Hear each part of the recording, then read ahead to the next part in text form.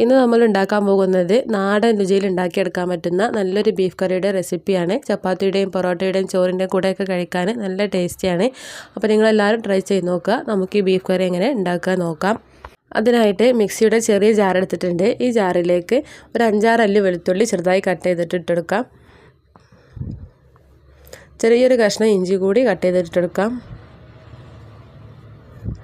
ഇതിൻ്റെ കൂടെ തന്നെ 2 പച്ചമുളക് കീറിയിട്ടിട്ട് കൊടുക്കുന്നുണ്ട്. ഇനി 1.5 ടീസ്പൂണോളം വലിയ ജീരകമാണ് ഇട്ടെടുക്കുന്നത്. ഇനി ഇത് നന്നായിട്ടൊന്ന് അരച്ചെടുത്തിട്ട് വരാം. അപ്പോൾ ഇത് പൊടിച്ചെടുത്തിട്ടുണ്ട്. ഇതേപോലെ പൊടിച്ചെടുക്കുക. നല്ലോണം ഫൈനായിട്ട് പൊടിച്ചെടുക്കണ്ട, ഒന്ന് ചതച്ചെടുത്താൽ മതി. ബീഫ് കറി ഉണ്ടാക്കാനായിട്ട് 1 കിലോ ബീഫാണ് എടുത്തിട്ടുള്ളത്. 1 കിലോ ബീഫ് ഇതേപോലെ കഷ്ണങ്ങളാക്കി മുറിച്ച് വെച്ചിട്ടുണ്ട്. ചെറിയ കഷ്ണങ്ങളാക്കിയിട്ടാണ് മുറിച്ചെടുത്തിട്ടുള്ളത്. ഇനി ഇതിലേക്ക് വേണ്ടത് സവാളയാണ്. അപ്പോൾ ഞാനിവിടെ മീഡിയം സൈസിലുള്ള 3 സവാള കട്ട് ചെയ്തെടുത്തിട്ടുണ്ട്. അതിലേക്ക് ഇട്ടെടുക്കാം.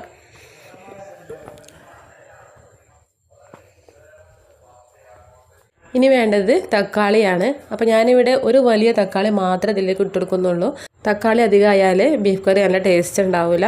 ഒരു തക്കാളി മാത്രം മതി. ഇനി നമ്മൾ നേരത്തെ ചതച്ച് വെച്ചിട്ടുള്ള ആ മിക്സ് ഇതിലേക്ക് ചേർത്ത് കൊടുക്കാം.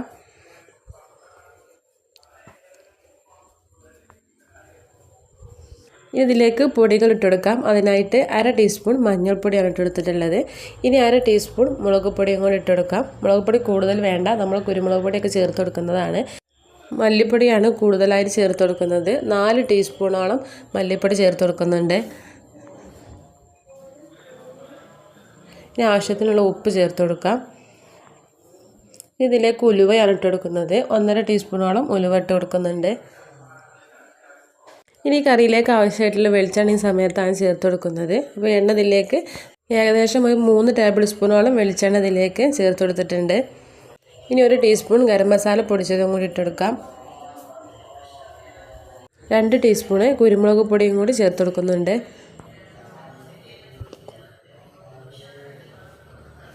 ഇനി ഇതെല്ലാം കൂടി ഒന്ന് നന്നായിട്ട് മിക്സ് ചെയ്തെടുക്കണം. കൈകൊണ്ട് തന്നെ നന്നായിട്ട് മിക്സ് ചെയ്തെടുക്കുക. ഇതിലുള്ള ഉള്ളിയും തക്കാളിയൊക്കെ കൈകൊണ്ട് നന്നായിട്ട് തിരുമ്മിയിട്ട് മിക്സ് ചെയ്തെടുക്കണം. എന്നാലേ കറിയിൽ നല്ല ടേസ്റ്റ് ഉണ്ടാവുള്ളൂ. അപ്പോൾ നന്നായിട്ട് തിരുമ്മി എടുത്തിട്ടുണ്ട്. ഇതൊന്ന് അടച്ച് വെച്ചിട്ട് വേവിച്ചെടുക്കാം. ഇതൊരു 4 വിസിൽ ഹൈ ഫ്ലെയിമിലും 3 വിസിൽ ലോ ഫ്ലെയിമിലും വെച്ചിട്ടാണ് ഞാൻ വേവിച്ചെടുത്തിട്ടുള്ളത്. അത്യാവശ്യം വേവുള്ള ഇറച്ചി ആയതുകൊണ്ട് തന്നെ 4 വിസിൽ വന്നിട്ടുണ്ട്. ഓരോ കുക്കറിനനുസരിച്ച് വേവിൽ വ്യത്യാസം ഉണ്ടാവും. അപ്പോൾ ഞാനിവിടെ വിസിൽ വന്നതിന് ശേഷം ഫ്ലെയിം ഓഫ് ചെയ്തതാണ്. ആവി പോയതിന് ശേഷം തുറന്ന് നോക്കാം.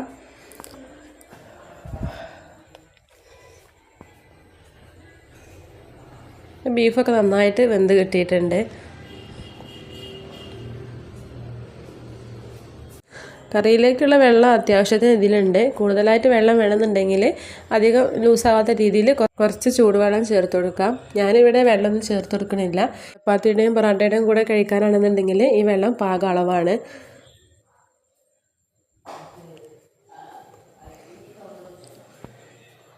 ഇനി ഒരു ചട്ടി അടുപ്പത്ത് വെച്ചിട്ട് ഇതിലേക്ക് കുറച്ച് വെളിച്ചെണ്ണ ഒഴിച്ച് കൊടുക്കാം. ഏകദേശം 2 ടേബിൾ സ്പൂണോളം വെളിച്ചെണ്ണ ഒഴിച്ചെടുത്തിട്ട് ഒന്ന് വറവിട്ടെടുക്കാൻ വേണ്ടിയിട്ടാണ്.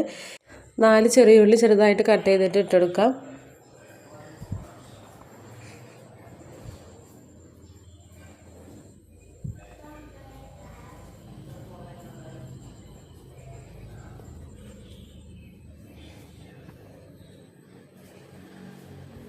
ഉള്ളി ഒന്ന് കളർ മാറി വരുമ്പോൾ അതിലേക്ക് കുറച്ച് കറിവേപ്പില ഇട്ടെടുക്കാം.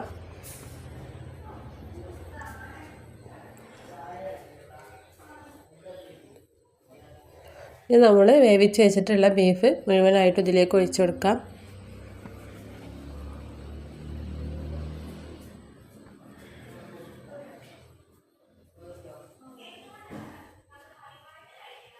ഇനി നന്നായിട്ടൊന്ന് മിക്സ് ചെയ്തെടുക്കാം.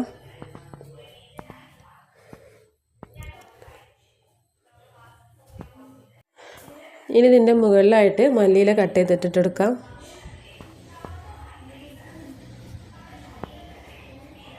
ഇനി ഫ്ലെയിം ഓഫ് ചെയ്യാം. അപ്പോൾ ഇത്രയേ ഉള്ളൂ. നമ്മുടെ അടിപൊളി ബീഫ് കറി ഇവിടെ റെഡി ആയിട്ടുണ്ട്. ചോറിൻ്റെ കൂടെ ആയാലും ബ്രേക്ക്ഫാസ്റ്റിൻ്റെ കൂടെ ആയാലൊക്കെ കഴിക്കാൻ പറ്റിയ നല്ല ടേസ്റ്റിയുള്ളൊരു കറിയാണ്. അപ്പോൾ നിങ്ങളെല്ലാവരും ട്രൈ ചെയ്ത് നോക്കുക. വീഡിയോ ഇഷ്ടപ്പെട്ടാൽ ലൈക്ക് ചെയ്യുക, ഷെയർ ചെയ്യുക, സബ്സ്ക്രൈബ് ചെയ്യുക. അടുത്ത വീഡിയോയുമായി വീണ്ടും കാണാം. താങ്ക്